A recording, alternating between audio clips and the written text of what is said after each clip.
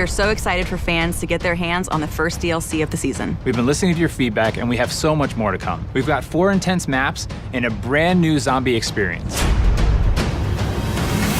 One of the great things about DLC is it gives us the first opportunity to address what the players are looking for and what things can be improved upon in the Infinite Warfare experience. We get a lot of feedback across social media, forums, everywhere. It's been really cool to see everything from beta up till now, the requests. So you're gonna see drastic changes and things you love brought into these new maps. Noir is a dark, grimy, moody Brooklyn from the distant future. On one side, you spawn under the Brooklyn Bridge, which is kind of gritty. And then the exact opposite side of the map, it's a little bit nicer. There's cafes and parks. And then in the middle, it's just a war zone. Neon is a virtual training simulator for urban warfare.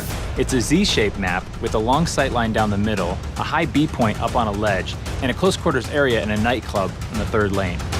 When you run around, cars will generate players. When they die, they will dissolve into a mess of polygons. It's a very interesting and fun play space to be in. One of the maps in DLC 1 that we are pretty excited about is called Renaissance. It takes place in Venice. It's a very tight quarters, very fast gameplay. If you like to snipe, you're gonna love the church lane. If you like to run and gun with your shotgun or your SMG, you're gonna love skating through the interiors and engaging players. And if you're a mobile mid-ranger, you're gonna love taking your assault rifle onto the streets. Another map we have is called Dominion, and it's a Modern Warfare 2 remake of the classic map Afghan. This time it takes place on Mars. Afghan is such a revered map, not just amongst the fans, but also among everybody at Infinity Ward. It has a lot of different identifiable landmarks that everybody can remember, the crash ship, the AA guns on the hill. And we knew it was kind of an easy transition over to Infinite Warfare's theater of war. And players can now boost jump up to the lookout and counter snipers with close range engagements. The Rave and the Redwoods is a trip back to the 1990s to a place that is such a stark contrast from what we did in Zombies in Spaceland. I think players are in for a real surprise. We made them really comfortable in Spaceland by opening up lanes, making it bright and colorful.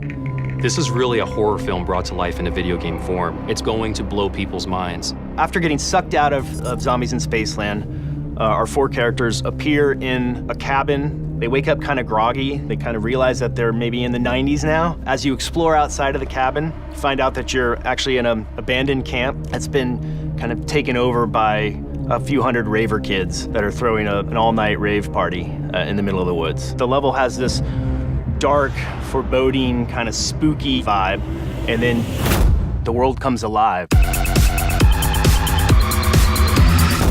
There's new weaponry, there's new fate and fortune cards coming, new traps within the map. Our cast of characters are getting a whole new wardrobe change. We're gonna introduce a new character named the Slasher. There's so much more to tell. We can't wait for people to get a chance to experience what it's like to be in Rave and the Redwoods. People are in for a real treat.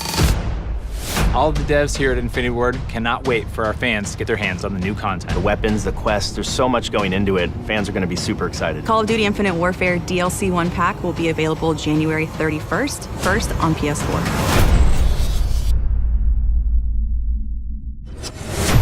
Get the season pass and receive $20 of bonus content.